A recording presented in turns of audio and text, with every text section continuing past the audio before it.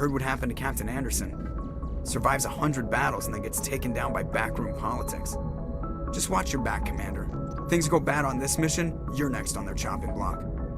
Saren's out there somewhere, and we're gonna find him. Everyone on this ship's behind you, Commander. 100%. Intercom's open. If you got anything you want to say to the crew, now's the time. Listen up, Normandy. This is your commander speaking. We have our orders. Find Saren before he finds the conduit, and I refuse to let anything get in the way of that mission. The Council wants to ignore this. That's no surprise. They never helped us in the past, no reason they'd start now. But we don't need their help. We can do this on our own. Wherever Saren goes, we'll follow. Wherever he searches for the conduit, we'll be there. We will hunt him to the very ends of the galaxy and bring him down. None of the other species has the guts, grit, or balls to deal with this. So it's up to us. We're the only ones who can stop Saren. I swear to you all, we will stop him. Well said, Commander. Captain will be proud. The captain's not here. I'm in charge now, Joker, and time's wasting. Get this bird in the air. Yes, ma'am.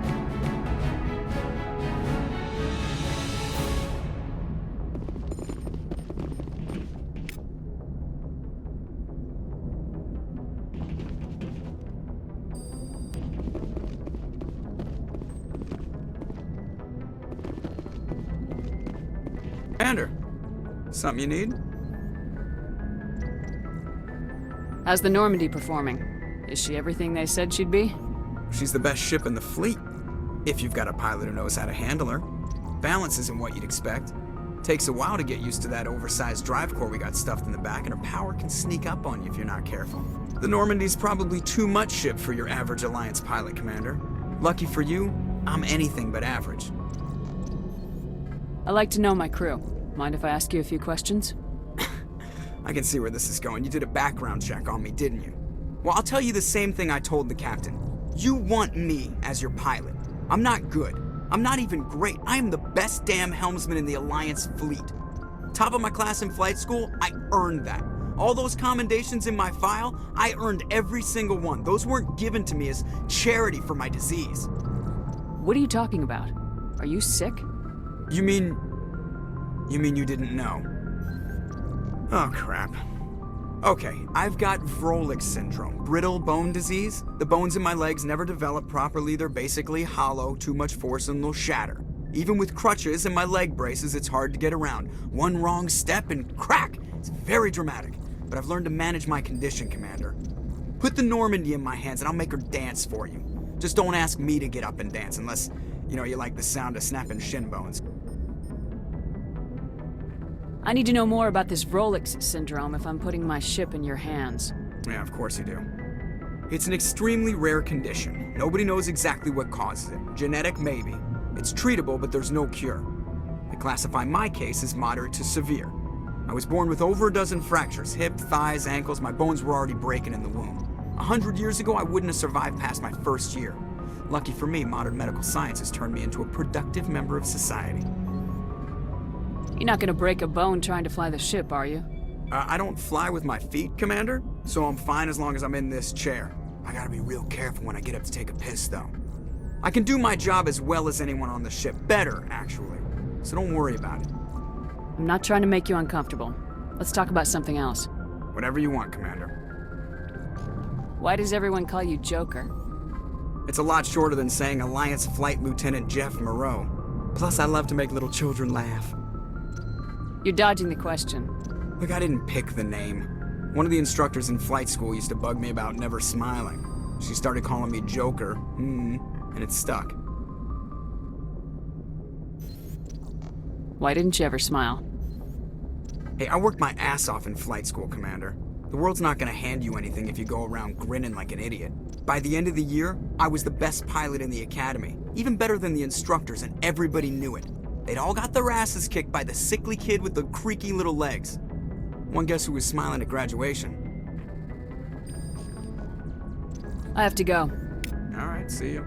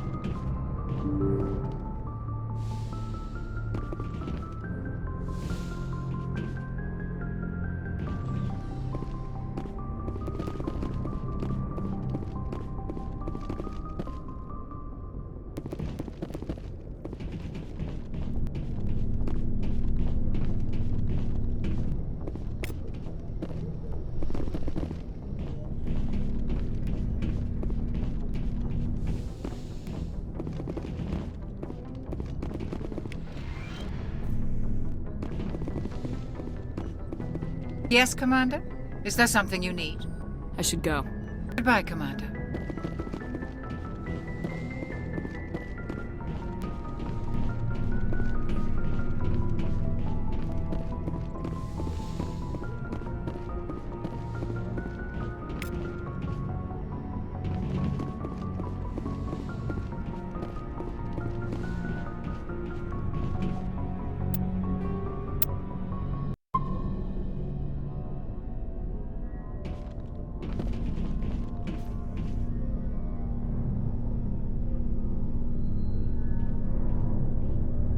Anything you need, Commander? What's your opinion on the last mission? I don't see how we could have done things any better. At least not without getting to Eden Prime sooner. And we were on the scene faster than any other Alliance ship could have been. Just trying to get a sense of where the crew's at. Thoughts? I've wasted enough of your time for now, Commander. We'll have time for personal debriefings later. We'll talk another time, Lieutenant. Commander?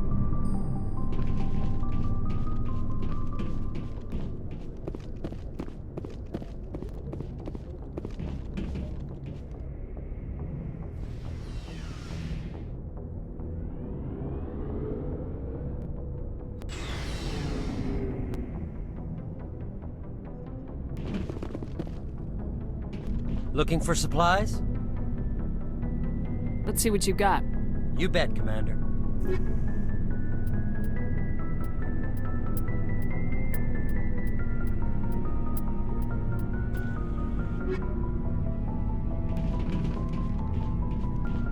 Thanks for bringing me on board, Commander. I knew working with the Spectre would be better than life at CSEC. Have you worked with the Spectre before? Well, no, but I know what they're like. Spectres make their own rules. You're free to handle things your way. At CSEC, you're buried by rules. The damn bureaucrats are always on your back. Being a Spectre does have its advantages. Exactly my point. If I'm trying to take down a suspect, it shouldn't matter how I do it, as long as I do it. But CSEC wants it done their way. Protocol and procedure come first. That's why I left. So you just quit because you didn't like the way they do things? There's more to it than that. It didn't start out bad, but as I rose in ranks, I got saddled with more and more red tape. CSEC's handling of Saren was typical. I just couldn't take it anymore. I hate leaving. You did the right thing. Life's too short to sit around waiting for things to happen. Yeah, you're probably right. Either way, I plan to make the most of this. And without CSEC headquarters looking over my shoulder, well, maybe I can get the job done my way for a change. As long as you do your job well, you're free to go about your business as you see fit. Thank you, Commander.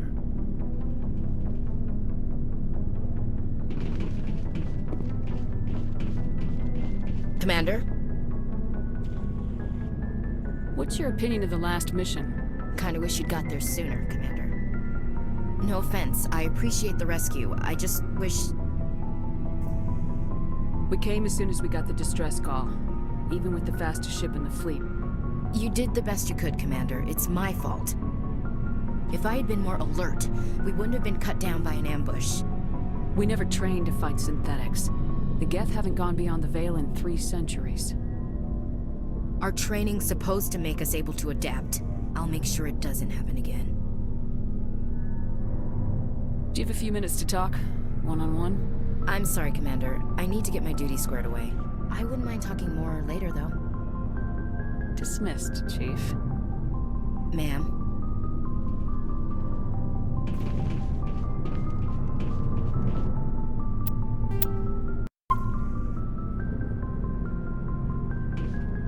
Nice ship you've got, Shepard. What can I do for you? What's your story, Rex? There's no story. Go ask the Quarian if you want stories. You Krogans live for centuries. Don't tell me you haven't had a few interesting adventures. Well, there was this one time the Turians almost wiped out our entire race. That was fun. Yeah, they tried the same with us, but we fought them off. It's not the same. Seems similar enough to me. So your people were infected with a genetic mutation? An infection that makes only a few in 1,000 children survive birth? And I suppose it's destroying your entire species?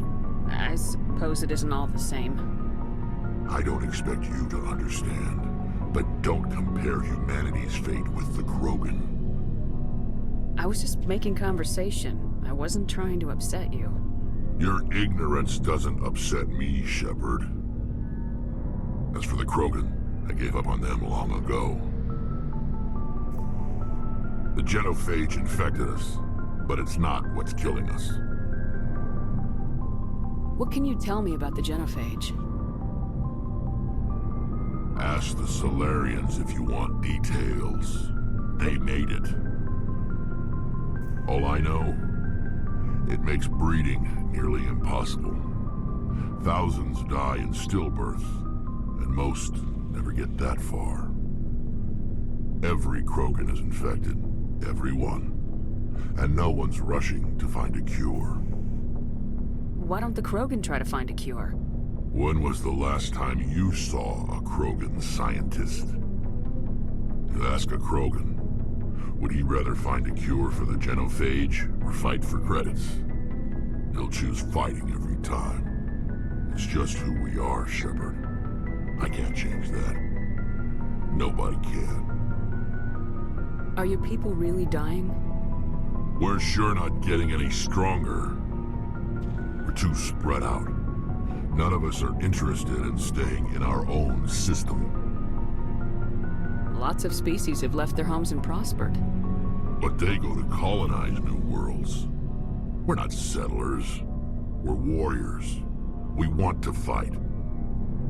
So we leave. Hire ourselves out. And most of us never go back. So long, Rex. Shepard.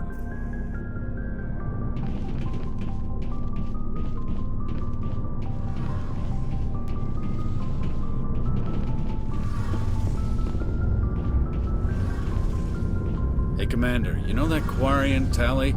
She's been spending all her time down here asking me about our engines. I'll tell her to leave you alone. What? No, she's amazing. I wish my guys were half as smart as she is. Give her a month on board and she'll know more about our engines than I do. She's got a real knack for technology, that one. I can see why you wanted her to come along. Ambassador Udina made me take her along. Normally, I don't have anything nice to say about politicians, but he made a good call on this. However, I'm guessing that's not why you came down here. Fill me in on the IES stealth system. How does it work exactly? You can't hide a ship out in space. They emit too much heat and radiation, too easy for sensors to pick them up, unless you find a way to capture those emissions. So our stealth systems trap the energy we give off in storage sinks built into the ship itself. No emissions to give away our location. Eventually the sinks have to be vented. More than a few hours silent running and they overheat. Cook us inside our own hull. There's no way for anyone to detect us? A visual scan can still pick us up. Anyone looking out a window can see us plain as day. But you have to be pretty close to get an actual visual out in space. Most vessels rely on scanners. As long as the stealth systems are engaged, they can't see us. Not unless we accelerate to FTL speeds. Why doesn't it work with faster-than-light travel? Cranking up to FTL blue shifts our emissions, pushes them into frequencies too high to capture in the sinks. As soon as we make the jump, it's like setting off a flare. Sensors can pick up our location whenever we enter or exit FTL flight, but for short-range missions, our stealth systems are amazing, and we've got the only one. I want to know more about the Normandy. She's the best ship I've ever served on, probably the fastest vessel ever designed, and she's the only one using the new Tantalus drive core. What's so special about the Tantalus drive core? Proportionally, it's about twice the size of any other vessel. Not only are we faster, we can run at FTL speeds longer before we have to discharge the core.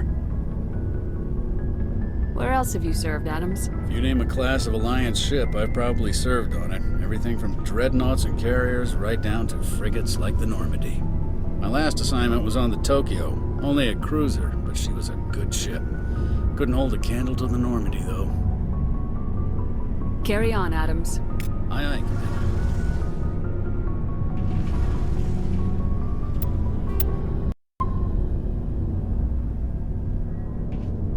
Your ship's amazing, Shepard. I've never seen a drive core like this before. I can't believe you were able to fit it into a ship this small. I'm starting to understand why you humans have been so successful.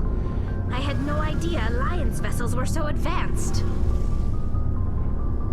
The Normandy's a prototype, cutting-edge technology.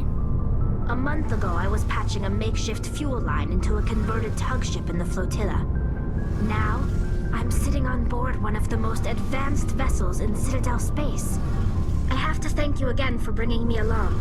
Traveling on a vessel like this is a dream come true for me. I had no idea you found ship technology so interesting. It comes with being a Quarian. The migrant fleet is the key to the survival of my people. Ships are our most valuable resource. But we don't have anything like this. We make do with cast-offs and second-hand equipment. We just try to keep them running for as long as we can. Some of the fleet's larger vessels date all the way back to our original flight from the Geth. I can't believe your fleet's still using ships that are 3 centuries old. They're constantly being repaired, modified, and refitted. They aren't pretty, but they work. Mostly. We've tried to make ourselves as independent as possible on the flotilla. Grow our own food, mine, and process our own fuel. But some things we just can't make on our own. A patch to maintain the hull integrity requires raw materials we just don't have. That's why our pilgrimages are so important. I want to know more about the pilgrimage. When my people reach maturity, we leave our birth ships and seek acceptance with a new crew. It's necessary to maintain genetic diversity among the fleet. But no ship wants to accept someone who will be a burden on them. So, to prove our worth, we embark on a pilgrimage. We set out alone, leaving the flotilla and our families behind us. We only return once we have found something of value we can bring back to the fleet. This is presented as a gift to the captain of the respective ship we wish to join. If the gift is accepted, we are welcomed into the crew. Can a captain choose to reject the gift? That doesn't happen often. Most captains are eager to increase the size of their crew. It increases their own standing in our society. Even when a gift is not particularly valuable, the captain usually accepts it out of a sense of tradition. However, there is a stigma to presenting a substandard gift. It's not the best way to make a good impression on a new community. Most pilgrims don't return until they find something worthwhile. I can't believe they just send you off alone. It's not like they just cast us out. Before we leave, we are given lessons in how to survive outside the flotilla, and given gifts to help us on our journey. We also receive implants to fight off sickness and disease. Generations of living in an isolated and highly controlled environment have left our immune systems weaker than most. By the time we leave the fleet, we are well equipped for the pilgrimage. This is a rite of passage for all Quarians. If it were dangerous, our numbers would suffer. Virtually every pilgrimage ends with a triumphant return and the ritual presentation of the gift to one of the fleet's captains. I want to talk about something else. Like what? I want to know more about the Geth. I doubt I can tell you anything you don't already know. It's been almost 3 centuries since they drove my people into exile. All I know is the story of their origins. What they were when we created them, and how they turned on us. Interesting. The Geth were originally created to serve as an automated manual labor force.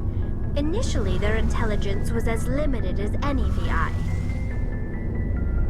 Over time, we made small modifications to their programming to allow them to perform more varied and complex tasks, bringing them closer and closer to true AI status. You had to know it would blow up in your face. The changes were so insignificant, so gradual, that we were able to control them. Or so we thought. But one thing we underestimated was the power of the neural network. 1 million Geth thinking simultaneously created an inherently unstable matrix. So the Geth share brainpower? Many of the Geth's logic systems were designed to work in concert with other nearby Geth. Basically, the more of them you have in a group, the smarter they are. So there's some sort of group consciousness? No, nothing like that. They cannot share sensory data or information. Their programming cannot handle that much simultaneous input. Each Geth maintains an individual awareness and identity. The neural network only operates on a process-based level. It's basically the synthetic equivalent of a subconscious. But when they're in close proximity, they can coordinate low-level functional processes, freeing up more capacity for original or independent thought. That doesn't make any sense. I'm probably oversimplifying. The Geth are incredibly advanced and complex creations. All you need to know is that they get smarter when they gather in large numbers. As we built more and more Geth, their effective intelligence became more sophisticated, more abstract. One day, a Geth began to ask its Quarian overseer questions about the nature of its existence. Am I alive? Why am I here? What is my purpose? As you can imagine, this caused a near panic among my people. What did you do? It was inevitable the newly sentient Geth would rebel against their situation. We knew they would rise up against us, so we acted first. A general order went out across all Quarian-controlled systems to permanently deactivate all Geth. The Geth responded to this order violently. You're the ones who started the war. The Geth were just fighting for their survival. We had no other choice. The Geth were already on the verge of revolution. By acting quickly, we had a chance to end the war before it began. The hope was that most of the Geth would still be little more than machines, incapable of organized resistance. But they had progressed much further than anyone anticipated. The war was long and bloody. Millions upon millions of Quarians died at their hands. In the end, we were forced to flee our own homeworld. We feared the Geth would pursue us, but they never came beyond the Veil. Now we drift through space, exiled, searching for a way to reclaim what was once ours. You got what you deserved. We made a mistake when we created the Geth in the first place, but we did not make a mistake when we went to war against them. If we had not acted, they would have wiped us out. They're a synthetic life form. They have no use for organics. None. Why do you think they cut themselves off from the rest of the galaxy? Why do you think they've killed every organic being who's ever tried to contact them? They didn't kill Saren. What does that tell you? The Geth are not innocent victims in all this. They're the enemy. They want to destroy us. Not just the Quarians. All organic life. That's why they've joined up with Saren. And that's why we have to stop him. Tell me about your people. Our lives aren't easy. Resources are scarce, and we are constantly on the move. Everything we do must in some way contribute to the continuation of the migrant fleet. There are 17 million Quarians in the flotilla, and each of us relies on the others for survival. The bonds among my people are strong. Unfortunately, we have had to surrender many of the freedoms and civil liberties other species take for granted. What kind of freedoms? Well, it's illegal for parents to have more than one child. If our population grows too much, it would strain our resources to their breaking point. Of course, we also can't allow our numbers to become too few. If our population is in decline, the rule against single births is temporarily repealed. In extreme cases of population decline, incentives are even offered to encourage multiple births, though the Conclave hasn't had to take such measures in nearly a century. That's your government. The Conclave is our civilian branch of government. Each ship can elect a representative to serve on the Conclave and make decisions that affect the fleet as a whole. On matters that affect an individual ship, however, the captain has the final say. It's a tradition that dates back to the early days, when the fleet was governed by martial law. Fortunately, most captains nowadays are smart enough to have an elected council from their crew to give them advice and guidance. So the ultimate power rests with elected officials? In practice, the Conclave and the respective council for each ship tend to set the rules that govern our daily lives. But in theory, we are still under military jurisdiction. The 5 top-ranking military officials in the fleet serve on the Admiralty Board. These 5 have the power to overrule any decision by the Conclave in case of emergency. To do so requires unanimous agreement among the Admiralty, and they can only do this once. After that, the entire board must resign their posts. It's a safeguard that served us well. In nearly 3 centuries, the Admiralty Board has only overruled the Conclave 4 times. I should go. See you later.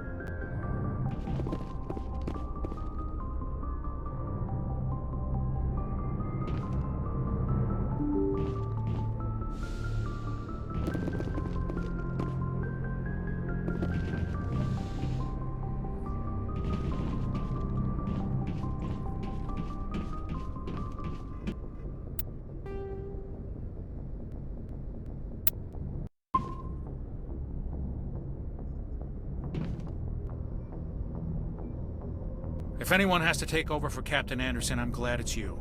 I'm not sure about having non-humans on our ship, though. I'm in charge here, Presley. I decide if we have non-humans on this vessel. Yes, ma'am. Understood, ma'am. Speak freely, Presley. I want to know if you have a problem with non-humans. It's not that, Commander. Humanity has always handled its own problems. Saren attacked one of our colonies. We should be the ones to stop him. We don't need their help. This is bigger than humanity. Saren's a threat to every species in the galaxy, and I'll welcome anyone who wants to help me bring him down. I guess so. Maybe I'm just stuck in the old ways of thinking. But don't worry, Commander. This won't be a problem. How did you end up assigned to the Normandy? I signed up with the Alliance as a navigator right out of school, following in my grandfather's footsteps, I guess. My first posting was on the Agincourt. We were at Elysium during the Skillian Blitz.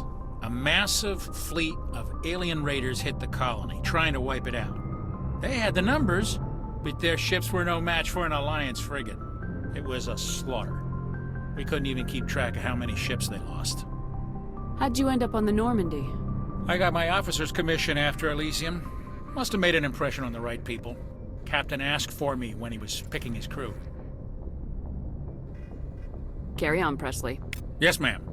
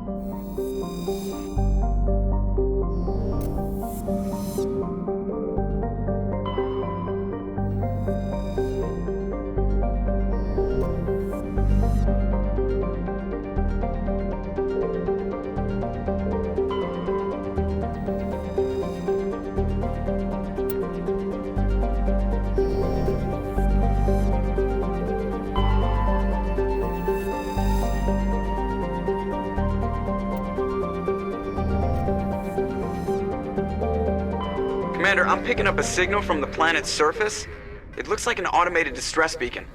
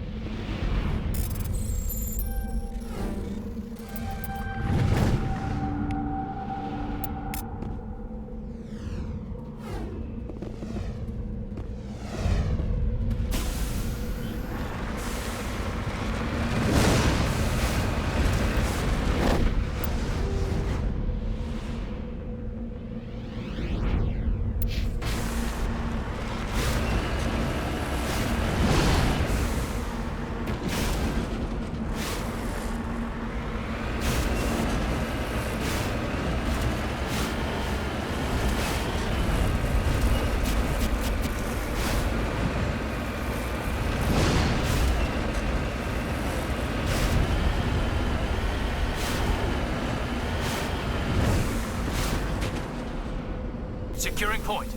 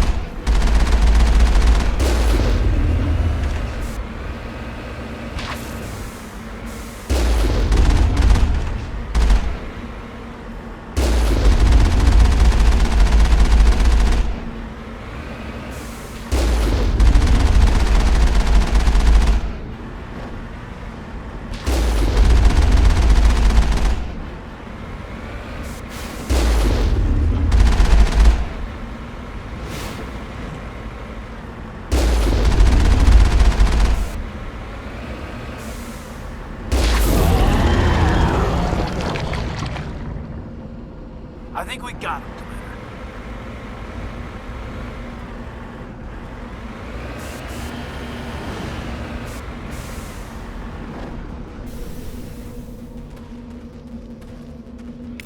Alliance soldiers.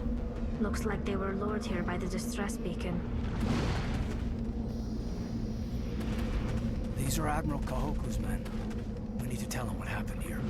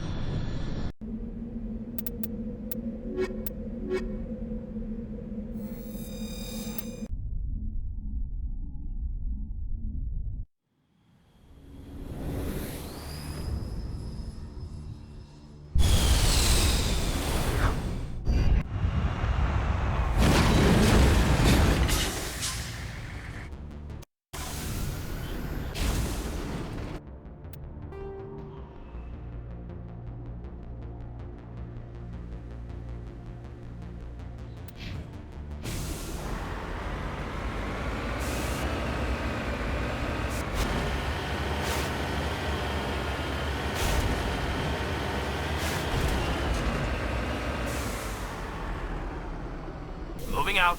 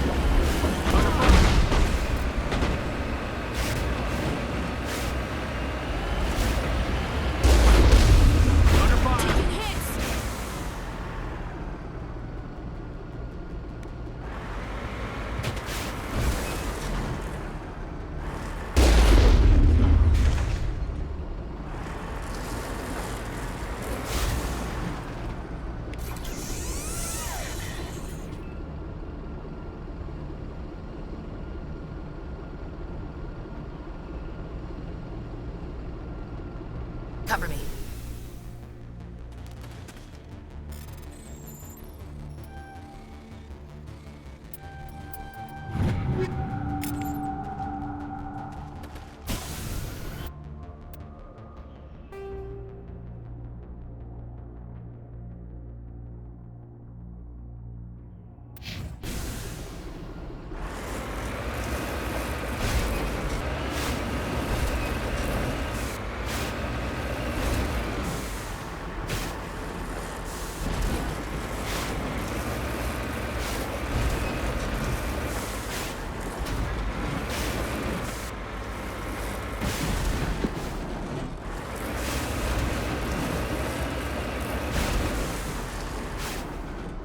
On my way.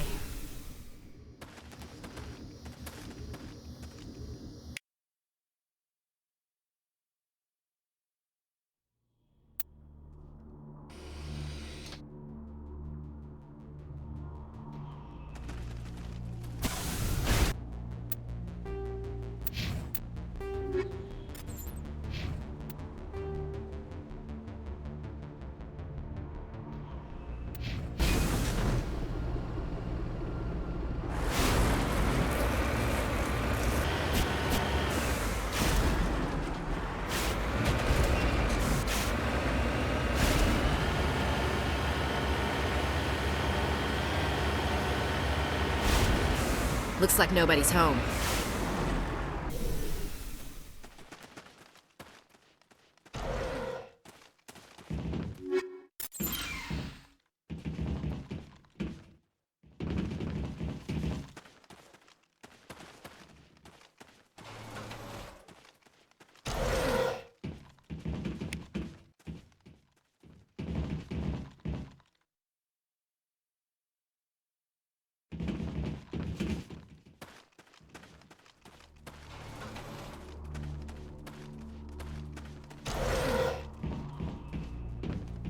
According to these data logs, the survey team unearthed some kind of alien technology. Could be answers at the excavation site.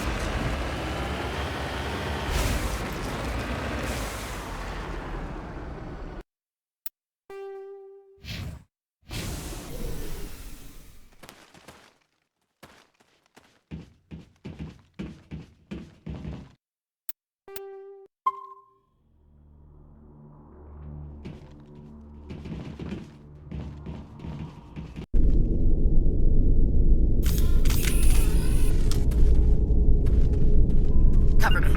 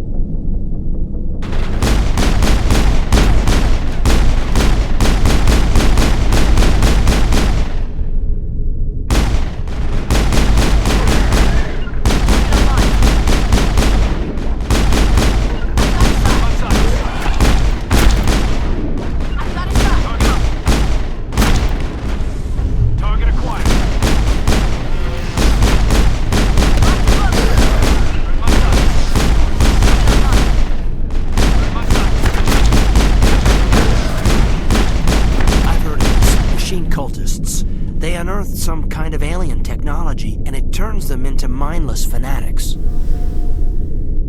Whatever they found, it's long gone now.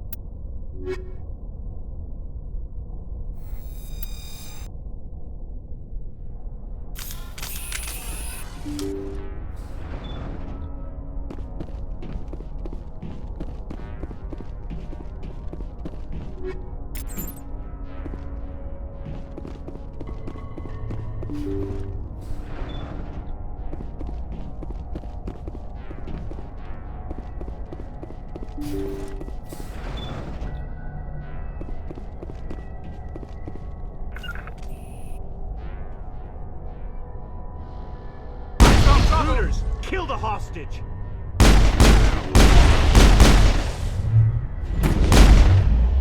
Go, go, go!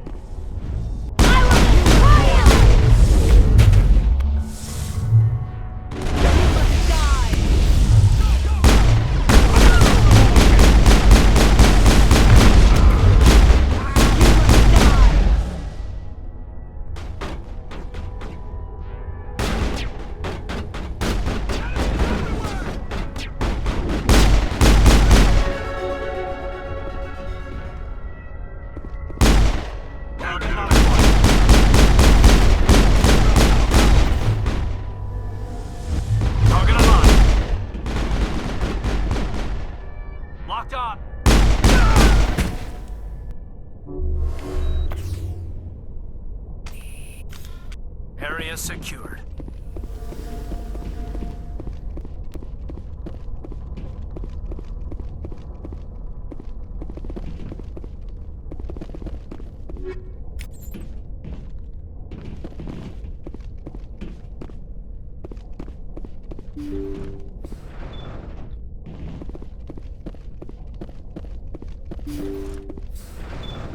See how it is?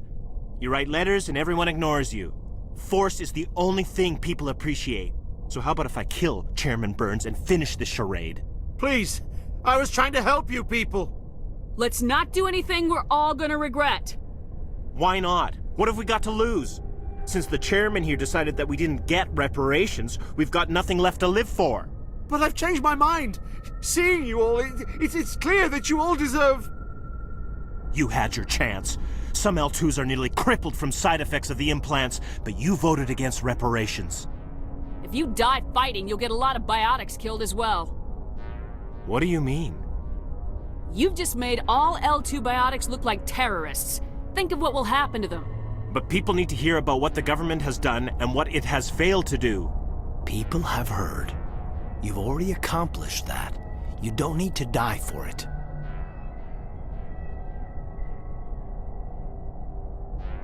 You're right. I don't want to die. Maybe something will happen this time. We surrender. Thank you, Commander. I thought I was dead when they took me. I'll see to it that the reparations discussion is reopened. I didn't know they were so desperate. Then you weren't doing your job. A 5th Fleet cruiser will pick you and the prisoners up.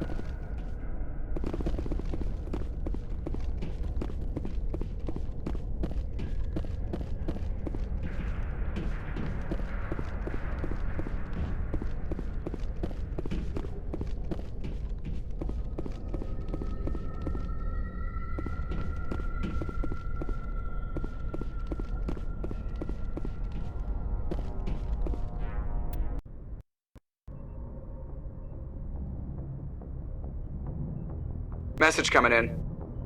Patching it through. Thank you for dealing with the hostage situation, Commander. Chairman Burns was quite impressed by the way you resolved the situation peacefully. Your assistance above and beyond the formal duties has been noted, Commander. Fifth Fleet out.